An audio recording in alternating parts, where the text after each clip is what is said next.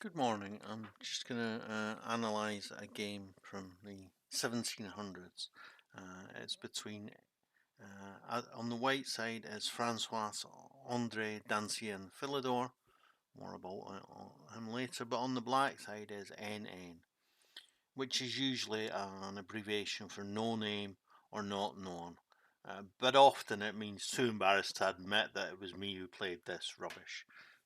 Maybe that's the case in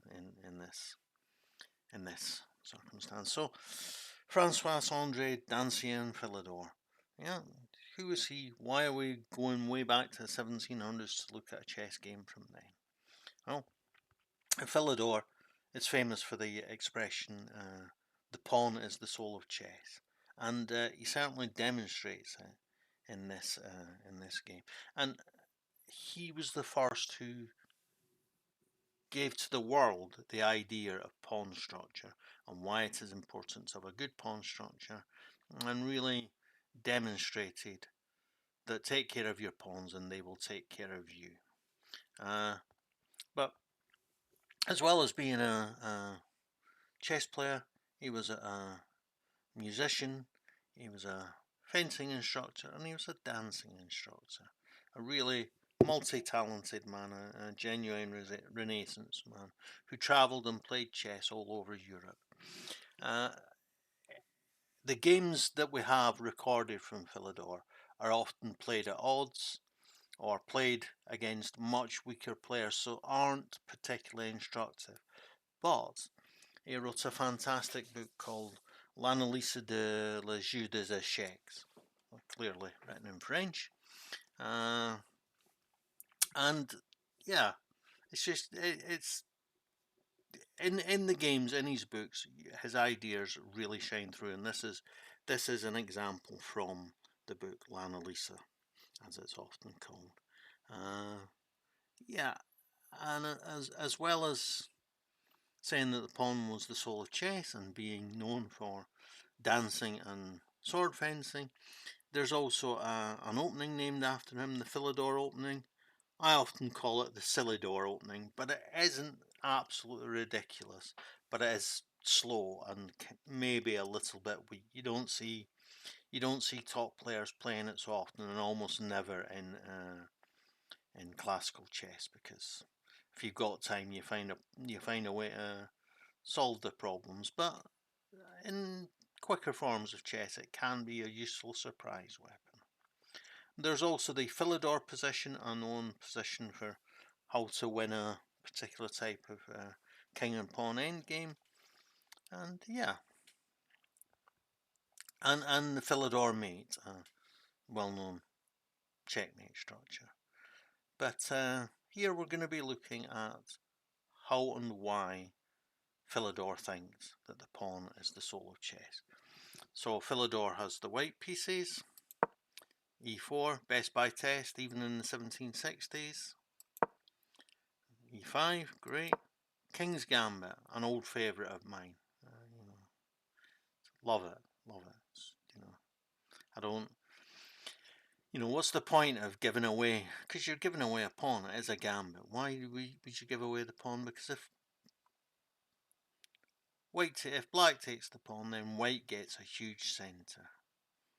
Good development for his pieces, a leading development, and the chance to attack the opponent. But of course, the danger is that when you play f4, then this diagonal is open, and the queen can come here and say check. Okay, it doesn't work now because you could just white could just play the pawn and block it, so it doesn't work now. Sorry, but as soon as black takes the pawn, then you threaten to play queen here, check, and can't block with the pawn because then the queen takes the pawn on e5, forks the rook, and oof, oof, what's scary stuff. So obviously Philidor is going to do something about that because my first rule in chess: don't give the opponent what he wants. And of course, Philidor does absolutely nothing about that. he plays bishop to c4, the bishops. King's Gambit accepted, bishop's gambit. I love this. I used to always play the knight first, which is called the, depending on how it comes out after the classical Cunningham or Abatzia defence. But then I read a book by an English grandmaster called Gallagher, an expert in the King's Gambit, and he recommended this bishop c4, and I started playing bishop c4, and lo and behold, I got even better results. Yeah. Okay, so you've just given your opponent check. What are you playing at? I thought you were Philidor, the great chess master, the Renaissance genius. So you've just given your opponent the chance to develop his queen with check, which is what he does.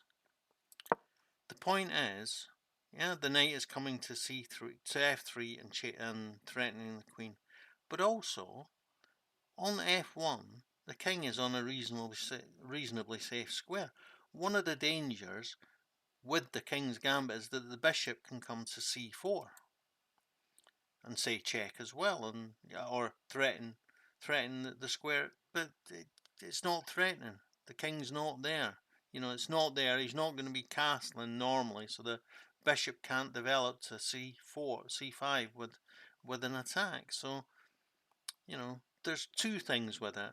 One, it gives you time to attack the queen, and two, your king is on a reasonably safe square, and your pawns are better. Your pawns are better. So, yeah, he wants to develop his bishop here, his light square bishop, but at the same time, you know, he closes in his dark square bishop. So it might have been better just to play c5 anyway, or yeah, it might have been. Then of course when the knight comes, then you've automatically got d4, which would be attacking the bishop. So maybe the knight, I don't know, it's just not, you know, when people play this, when I play the King's Bishop's Gambit and they play d6 against me, I'm fairly happy. So, as advertised for, the the knight comes out with an attack on the queen. NN decides to try a tactical solution. You take my queen, I'll take yours, and I'll still be a pawn out. Yeah, that's okay.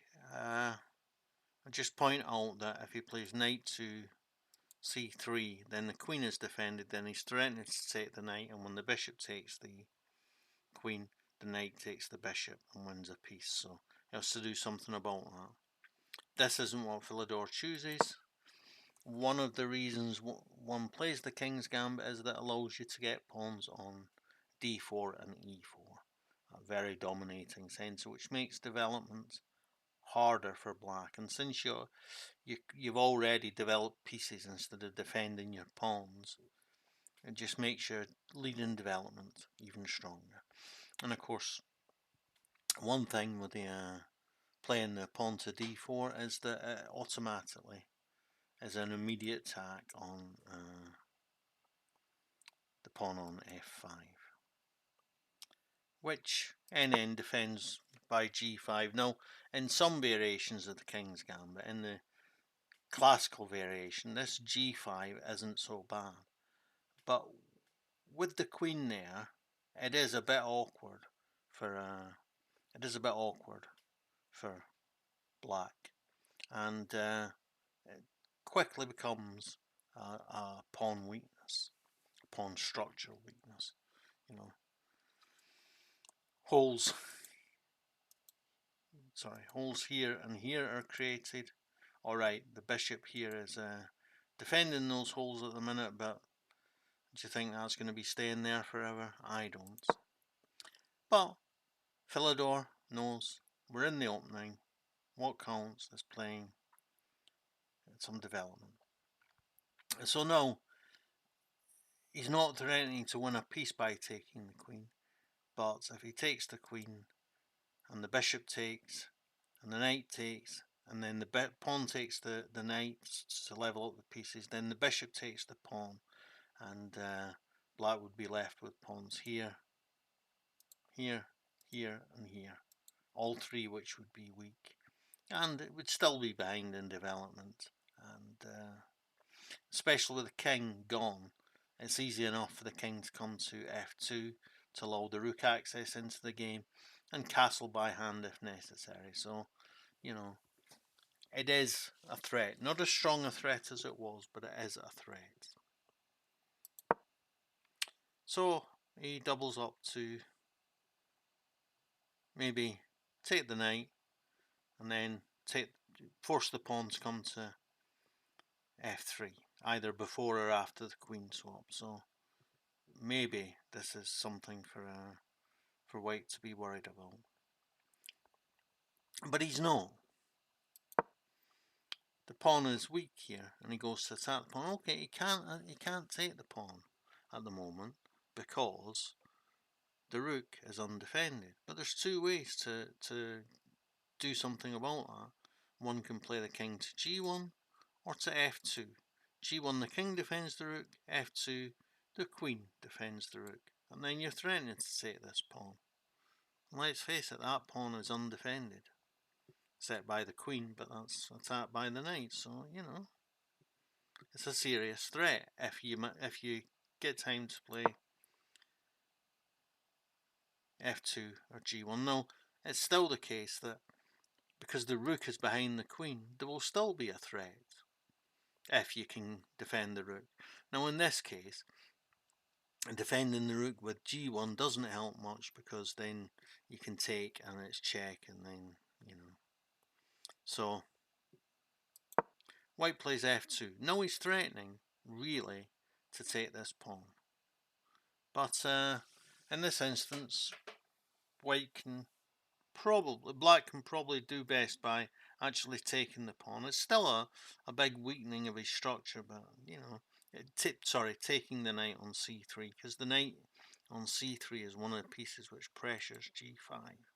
Because if the king gets out of the way, then the idea of taking the pawn and then taking the knight on g5 once you've moved the queen it's probably a good idea. So he just takes. Philidor, yeah,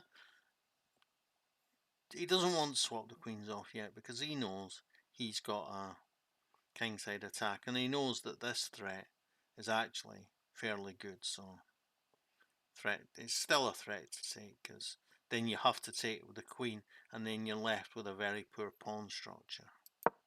And this is exactly what happens. The queen gets out of the way so that it won't be attacked when the pawn takes, but he takes with the pawn anyway. You can't take back with the pawn because the rook is unprotected.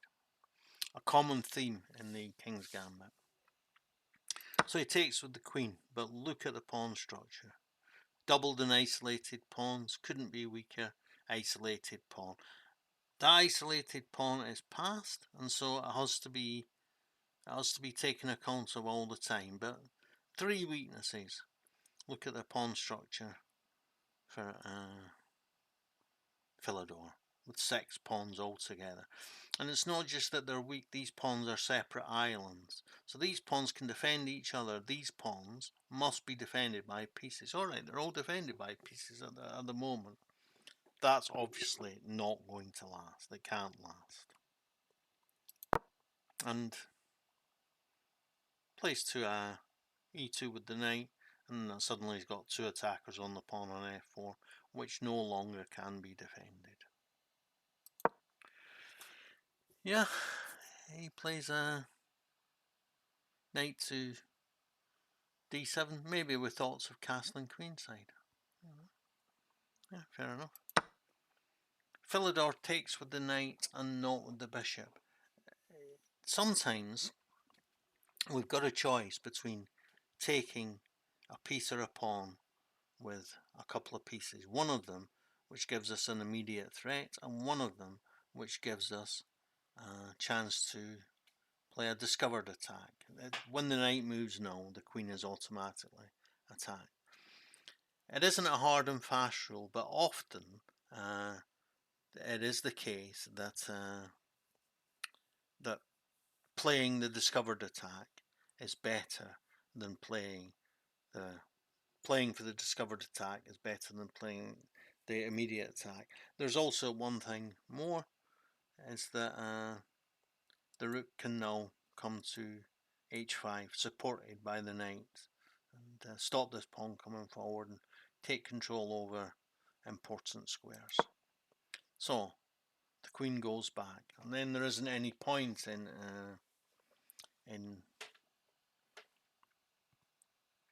playing rook to h5. If the queen had gone back to here or here, then the knight comes here and threatens this pawn at the same time, and then the queen has to go back anyway. So by playing one of these two moves, you would be wasting a tempo.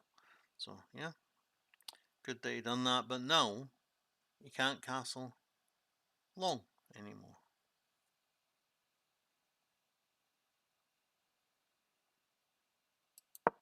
So he plays c3.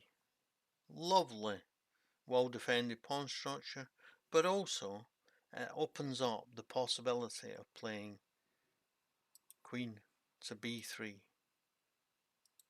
with an attack on the b7 pawn and a more serious attack on the f6 pawn, which would have to be f7 pawn, which would have to be defended. So NN decides to cut out that attack and at the same time threaten the bishop. So that's good. So he does that with a tempo. And now he's also threatening, so he's also in a position to play queen to e7 and then castle queenside. So he moves the bishop out of the way, tucks it nicely in, and he's still got the b3 square for his queen later if necessary. Yeah, as expected, he comes to d7 to allow himself the chance to castle queenside. And Philidor, it's the opening, he knows, develop your pieces as the mantra in the opening. Castles queenside, but was it really so smart to rush into queenside castling? These three pieces are all still in the box and not taking any part in the game. Plus h4, a4, a5, a6, ready-made attack. You've just castled into an attack. In general, it's not good to castle into an attack, even if that attack hasn't started yet. It's not good to castle into an attack. And Philidor demonstrates this by attacking starting the attack, and he's threatening to play things like b4, a5, make the attack even more serious. So he plays to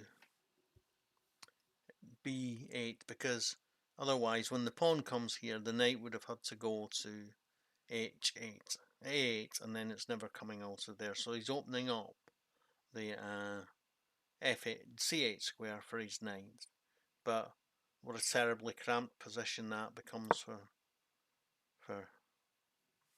black. So black plays to c8 now. Look at what this pawn structure does. Black has no pawns further forward than his third rank. That means he can play on the first two ranks, where there are 1, 2, 3 open squares, and he needs to get 3 pieces out. Alright, here's the square f6 for the knight. Here's the square bc. He might just be able to get all these pieces out, but in the time that he finds the only possible squares to develop these pieces, white will be building up a lovely little queenside attack. Now he could have played queen to b3 as part of the attack, but he realizes that his pawns can actually win this game. He can safely swap off everything else as it develops, and then just push forward with his pawns and get an attack, and he does it brilliantly. C6 is a good way to slow down the potential queenside attack, but it's also what we call a hook, because now when Philidor eventually pushes to b5, he's threatening a pawn. You can't do nothing about it. You have to do something about it, and then it produces an open file. And Philidor plays b5 immediately. I'll just say that the kings are, you know, in theory the white king isn't castled, but it's as good as castled. It's as safe as it would be if it was castled. So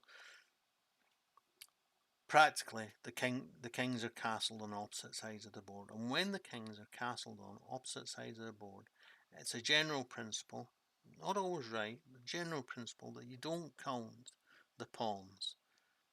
He's given away a pawn here, Philidor, Mr. the Soul of Chess. What's he doing giving away a pawn? Well, it opens up a line. Either the C line or the B line will become open or half open for use by his pieces. So it's a well-considered sacrifice of a pawn, which is taken. Now he could have played queen to b3 again, but no, he realises that this is what the great King's Crusher calls a thorn pawn, a goal hanging. Oh, he says it foam pole because he has a strong London accent. A goal hanging pawn, as he calls it. Of course, that pawn, if he takes it, the rook's going to take, and the rook's in a fantastic position. It's like a free development for the rook. If he doesn't take, if he pushes past, then that pawn is restricting the king from coming out on the b7 square and is there ready to take part in mating attacks. It's a thorn in his opponent's side, which is why King's Crusher calls it a foam pawn. Okay, so yeah. So he moves the pawn forward, and this pawn will always control the b7 square. Always. It's really difficult to shift it now. So now the queen takes bar, and yeah, okay, this pawn, which he just gave away, he's getting it back now, because it can't, it's attacked by the bishop and the queen, and it can't be defended by any other pieces. So he comes out with the knight development. Yeah, move 22, and he's, okay, he's moved that, but he's still 2 moves short of developing, and the pieces are still tripping over each other. So he takes the pawn and attacks the queen at the same time, so tempo move. Great. Attacks the pawn, it's defended, but he had to move the queen anyway, probably the best square. Fantastic little pawn move by Philidor. Creates a pawn chain, pawns solo chess, he's taking care of them, he's creating a chain which leaves the centre blocked. In order to get a successful attack, you need to have a blocked centre. Why? Because you don't want a counter punch coming out at you out of nowhere in the middle of your attack. And the blocked centre makes that harder. Also, this bishop has this wonderful diagonal when it comes here. It's fantastic. So he plays bishop to g7, and yeah, just cuts off the king's move to f8, d8 even. And also, there are no threats to maybe play rook here, bishop here, sacrifice here, push the pawn. The attack is building up with c6. And he can forget about the fact that this pawn is... he also covers the queen, stops the queen from attacking this pawn, because otherwise a move like knight to d7, for example, would put 2 attackers on that pawn, which really can't move because it's pinned to the rook. So is some counterplay for black. But he plays that pawn, that knight anyway. He's only attacking the pawn once now. and it's defended once. Yeah, where's he heading with the knight? Is he coming here? Most likely.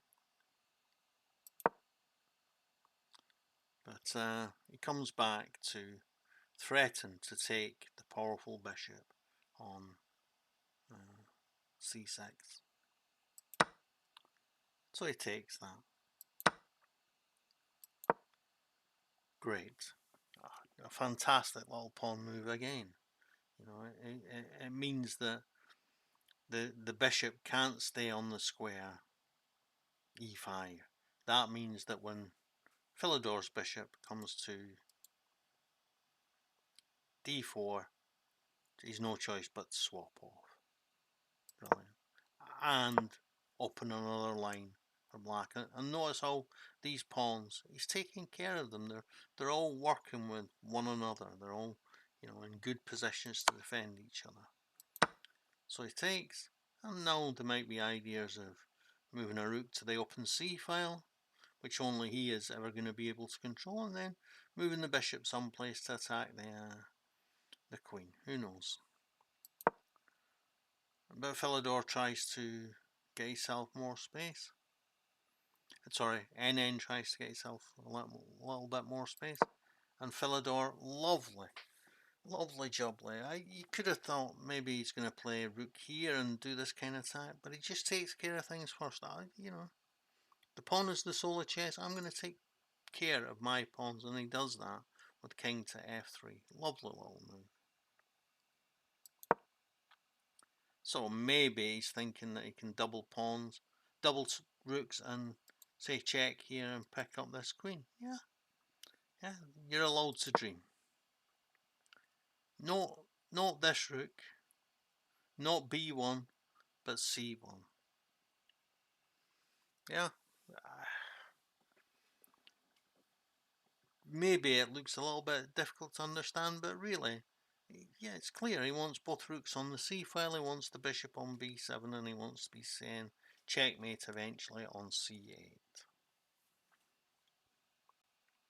We'll see what happens. Yeah, looks like he does want to double the rooks. The bishop does come to c7, b7, and he doubles the rooks. So now he's threatening to play rook here and win the queen.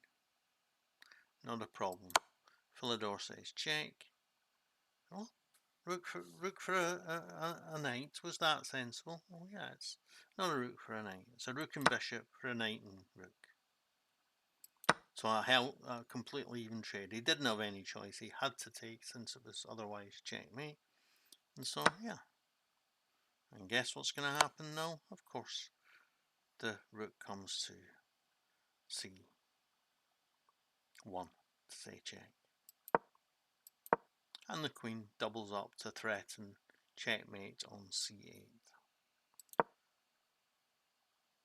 But this is yeah, okay. He had to defend the mate, but you know he could have defended the mate on two squares.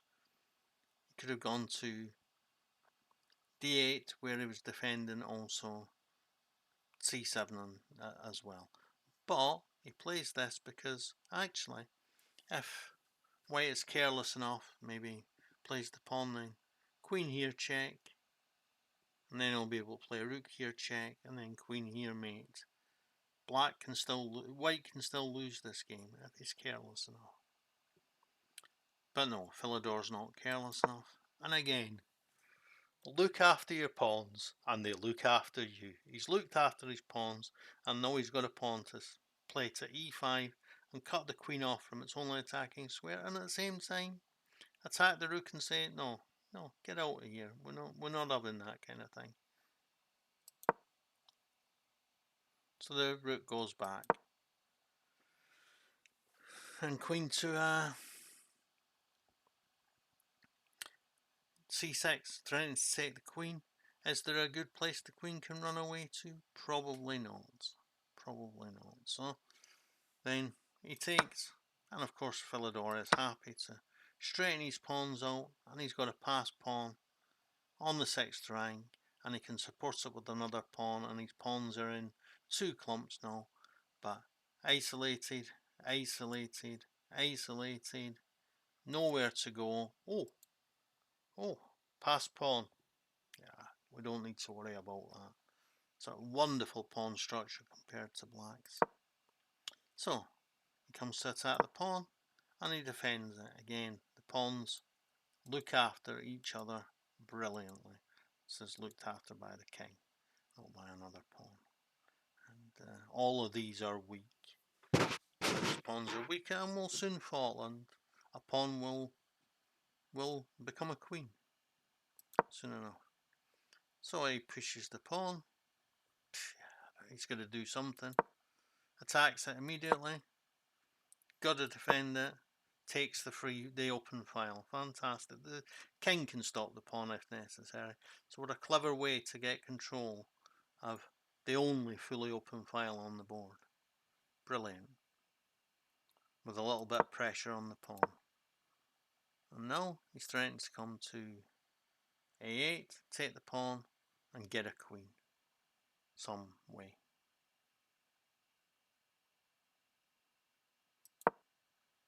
Oh, he's making a run for it with his passed pawn. Is he going to succeed? No, of course he's not. It's been calculated.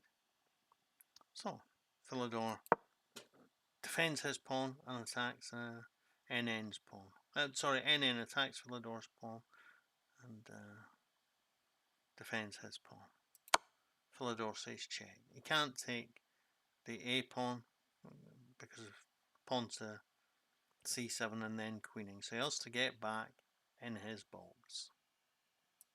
He gets back in his little prison on the first two ranks. Does Philidor take the pawn? No. Why? Because if he takes the pawn, this pawn can push. The king can't get there immediately. Yeah, he still wins the game, no doubt about it, but it's just longer and more complicated. So no. He's put the king back in the box, but he wasn't happy with the king having two squares to play for. So two lines to play on. So no. Back rank, mate, is always a danger if you're on the back rank. So does Philidor do now? Of course he's the pawns of the soul of chess, man. He's going to take the pawn and be a pawn up. He's going to take one of these two pawns and be a pawn up. No. It's just fine to give away a pawn because then you get two passed pawns, right? So pawn, you give away a pawn, this pawn, but these two pawns become passed. What if he doesn't do that? Well then, you're just going to take anyway. And if you try and defend it with a rook, then the pawn can go to e6, and then after swap, then this pawn becomes passed. And the king can always defend this, and the rook can always stop these two. So, yeah. Lovely. Oh, here they come. And this reminds me very much of the famous game between MacDonald and Labourdonnais. They played a series of matches in Paris and London. The two best chess players in Europe in the 1820s.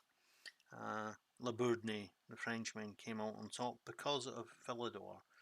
French chess was well ahead of the world at that time, and that's why we have so many French expressions in English chess, like Jadoub and en passant, en prie, French, and in Norwegian we use remis, which is French, means set them up again for a draw. So that's why it's from that great time that we have the French expressions in chess. The German expressions come from 50, 60, 100 years later when people like Anderson, Steinitz and Lasker were the greatest chess players. That's where your Zugzwang, Zwischenzug and Luft come into chess parlance. Obviously, Fianchetto comes from when the Italians wrote the great chess books, and things like Rook are from the Persian legacy. It's just nice to know that there's a rich heritage in different languages in chess. But that's beside the point. I'm whittering on. a full wittering on about chess. So yeah, it's great. It's, you know, if you don't see that this is going to be mate, come on. So he's got to do something. Check. Check again. And now he gets a new queen. Says check, and mate is inevitable. And his opponent gives up at this point in time. What a fantastic display of positional chess by Francois-Andre Dancian Philidor. The pawn. He took care of his pawns. They took care of him. Structurally, positionally, everything. It's just, you know, ideas which are modern and fresh and important to us today. And I think in chess, it is important to recognise that these ideas come from somewhere, were first exposed by someone. And a lot of the modern ideas we use in chess, the idea that there was such a thing as a pawn structure and having a good one was an advantage over having a bad one, comes from Philidor. Yeah, don't forget to like, subscribe, and leave a comment on the video. Yeah, thanks. Bye.